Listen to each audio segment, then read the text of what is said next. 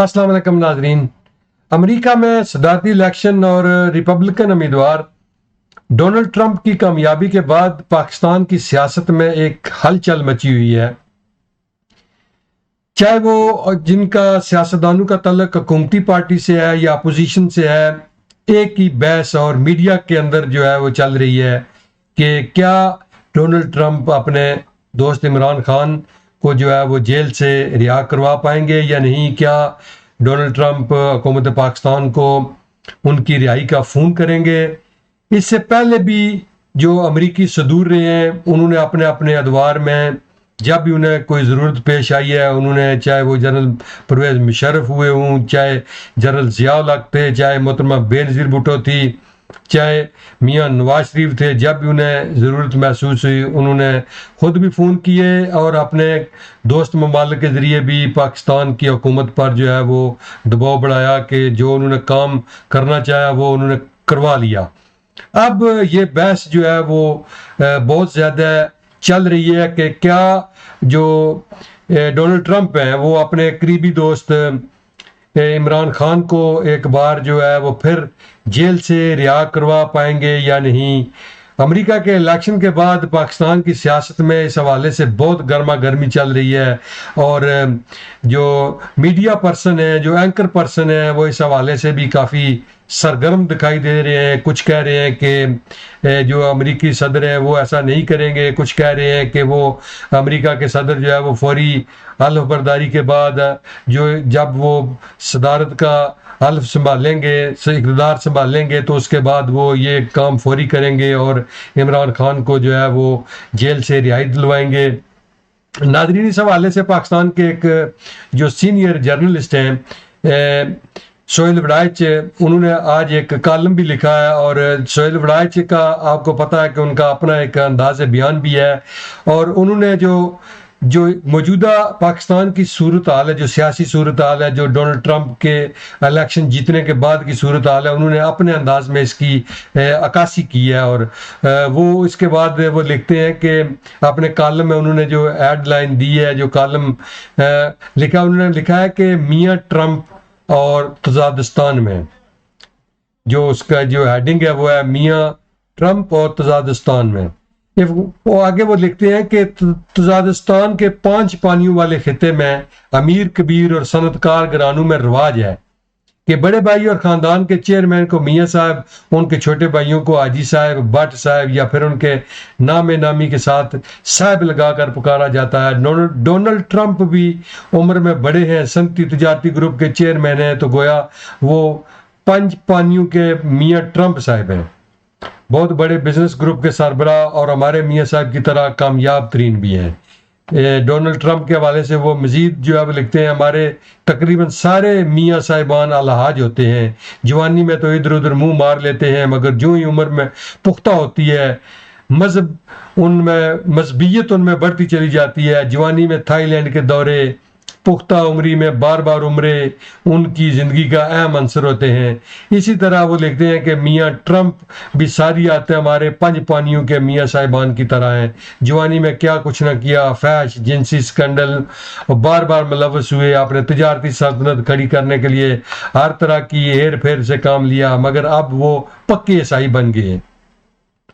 اب مذہب کا نام ہر وقت ان کے لبوں پر ہوتا ہے، بائبل خطے سے انہیں سب سے زیادہ ووٹ ملے ہیں، وہ کیتھولک پروٹسٹنٹ دونوں چرچز کی حوصلہ افزائی کرتے ہیں، ان کے دورے پر جاتے ہیں، اپنے سیاسی نظریات کو مذہبی نظریات کے ساتھ جوڑ کر پیش کرتے ہیں۔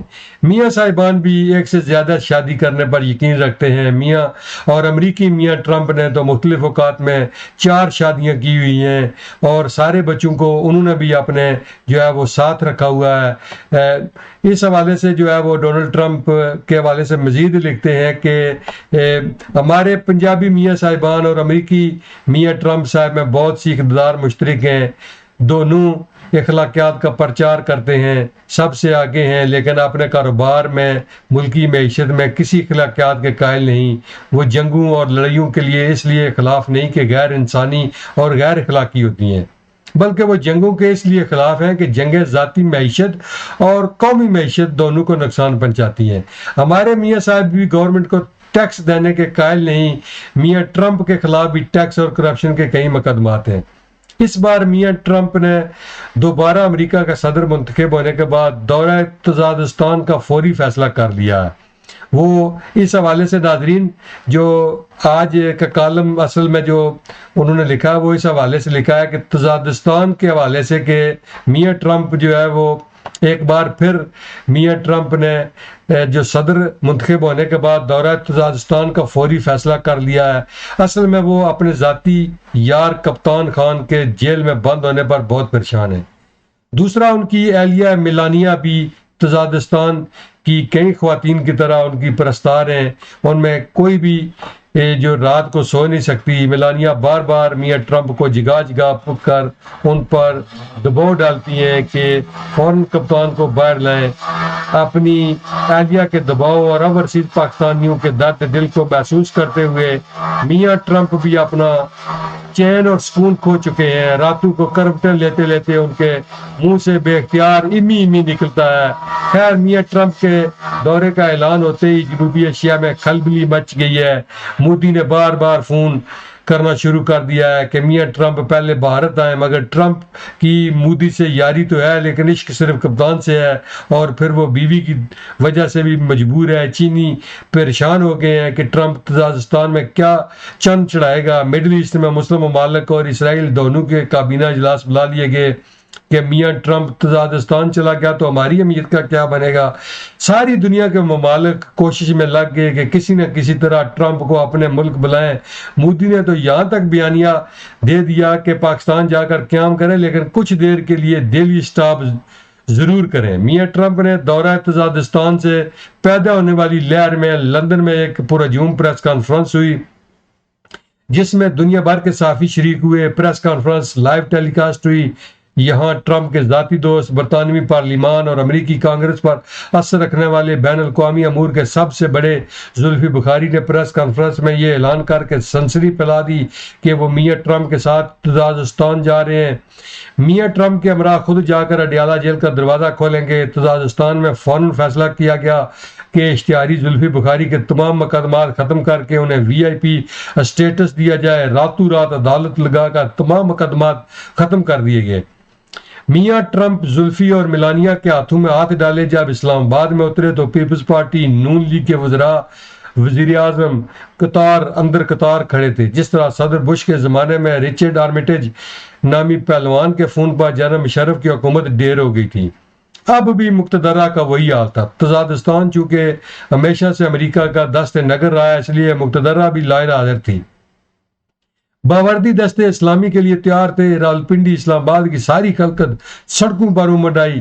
لوگوں نے کپتان خان میاں ٹرمپ کی تصویریں اٹھا رکھی تھی، کچھ نے پی ٹی آئی کے پرچم سرخ اور سبز لباس پہن رکھے تھے۔ ہر طرف میاں ٹرمپ کے حق میں نعرے لگ رہے تھے۔ میاں ٹرمپ نے اترتے ہی صدر وزیر اعظم سے ہاتھ ملایا۔ اسلامی کے چبوترے کی طرف جاتے ہوئے اس نے وزیر اعظم کو مخاطب کرتے ہوئے کہا کہ ہم سیدھے اڈیالہ جیل جائیں گے، باقی سب تقریبات کینسل کر دیں، میں اور زلفی جیل کا دروازہ خود کھول لیں گے۔ وزیر اعظم نے اس بات میں سر ہلایا، فوراً اپنے پرنسپل سیکرٹری کو ہدایات دی کہ اڈیالہ جیل جانے کے انتظامات کیے جائیں۔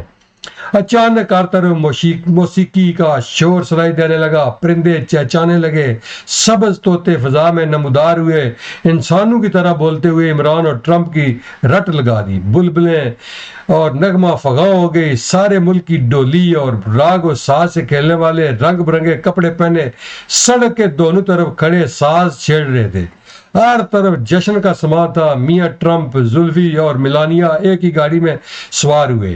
زلفی بخاری نے ڈرائیونگ سنبھالی، ٹرمپ آگے بیٹھ گئے، میلانیا پیچھے۔ صدر وزیر اعظم مقتدرہ کی گاڑیاں ان کے پیچھے تھی۔ کارواں جیل کی طرف روانہ ہوا۔ کپتان کے رہا ہونے میں چند ہی لمحے تھے۔ میوزک کا شور، نعروں کا زور، قافلے کا غرور عروج پر تھا۔